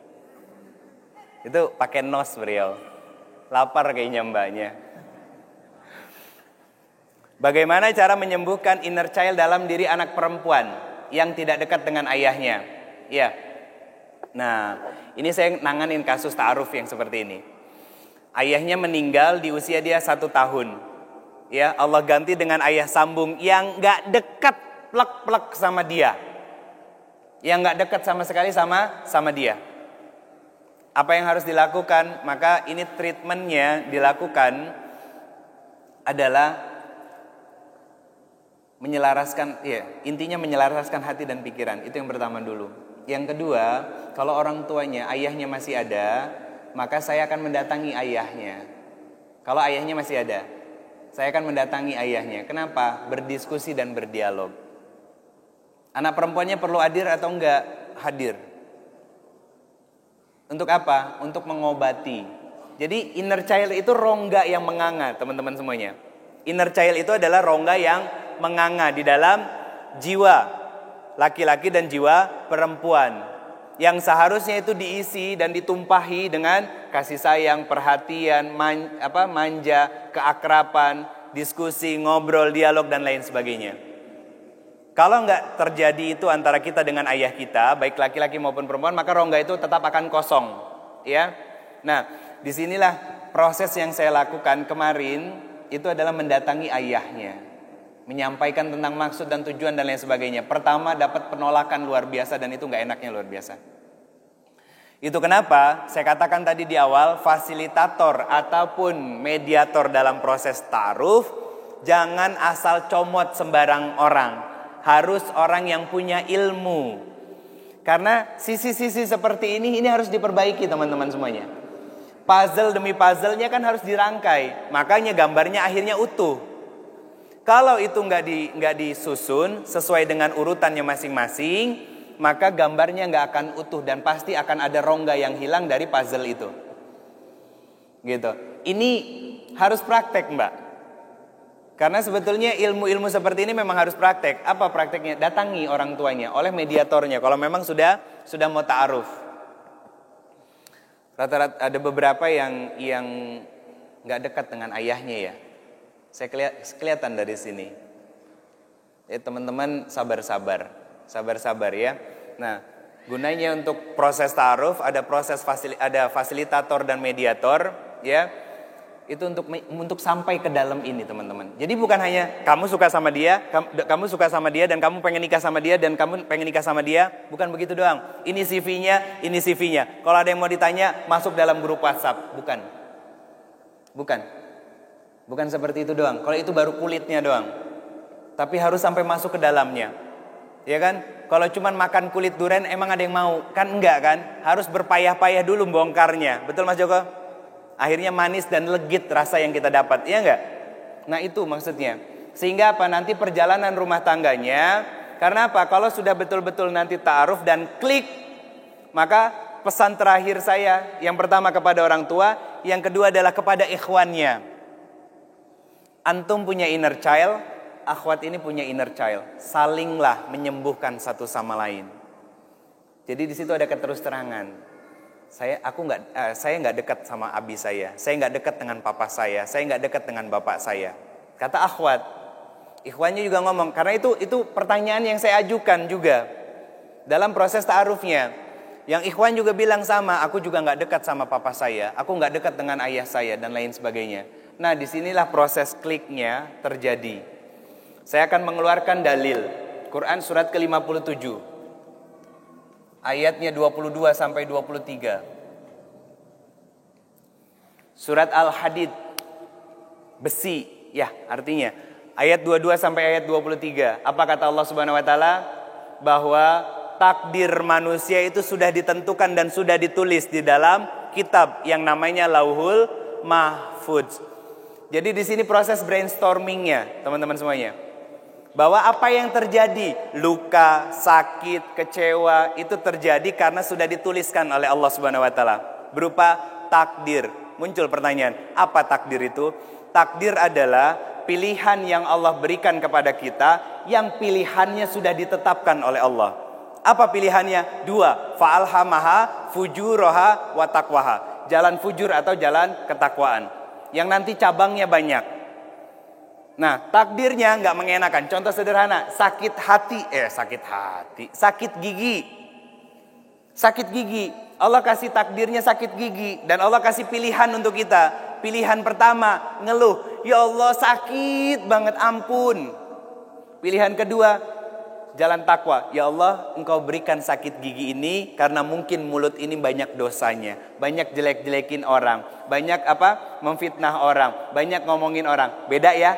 Colornya beda, nah itu takdir namanya. Jadi kita yang memilih dan pilihannya memang sudah ditentukan oleh Allah Subhanahu wa taala. Nah, itu bukan asobiah. Jangan sampai kita berasumsi seperti itu ya. Atau qadariyah, bukan. Kita menggunakan dalil untuk menerjemahkannya.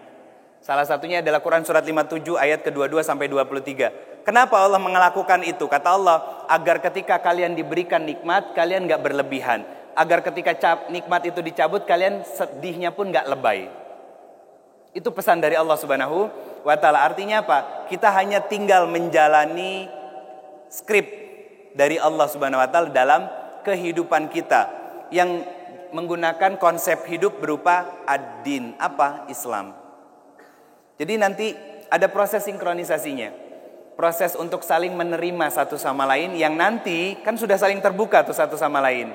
Ya, sudah saling terbuka satu sama lain. Begitu jadi suami istri, maka tugasnya saling menyembuhkan satu sama lain. Saling memaklumi. Oh iya, berarti aku gak boleh bikin suamiku mudah marah. Kenapa? Jangan sampai dia tersinggung. Jangan sampai emosinya meletup-letup. Penanggulangannya gimana? Mitigasinya gimana? Kalau emosinya muncul, keluar, maka aku harus menjadi pakaian yang nyaman untuk dia. Dengan cara langsung dipeluk. Itu ada proses mitigasinya. Keren kan? Nah, itu proses untuk berdamai dengan takdirnya Allah. Itu harus ada prakteknya, teman-teman semuanya. Cuman 3 saja yang saya sampaikan. Kebanyakan ya dari tadi saya nyampein udah, gak usah lagi. Itu hikmah sebetulnya. Cuman takutnya kebanyakan teman-teman. Nanti luber-luber, tumpah-tumpah. Nanti di lain kesempatan aja. Jadi kurang lebih gambarannya begitu. Harus didatangi orang tuanya, ayahnya, ibunya. Nanti baru setelah itu kalau sudah saling ada calonnya masing-masing, masuk dalam fase proses ta'aruf, disitulah mulai terbuka satu sama lain tentang inner child-nya masing-masing. Karena kalau ini nggak disembuhkan, nanti jadi bumerang saat masuk ke dalam rumah tangga. Bisa nggak Ustadz disembuhkan sendiri? Sulit. Karena perempuan itu emosional. Ya, sekuat apapun dia, perempuan itu tetap wanita yang lemah. Makanya butuh yang menguatkan. Yang menguatkan bukan az-zakar, tapi ar-rijal. Beda kan? Az-zakar kan jenis kelamin, ar-rijal adalah sifat kelaki-lakiannya. Makanya qawam itu diberikan kepada ar-rijal, bukan kepada az-zakar. Itu proses-prosesnya, Mbak. Kurang lebih begitu. Mohon maaf lahir dan batin. Semoga nanti mendapatkan jodoh terbaiknya ya, Mbak ya. Allahu a'lam bishawab. Assalamualaikum warahmatullahi wabarakatuh.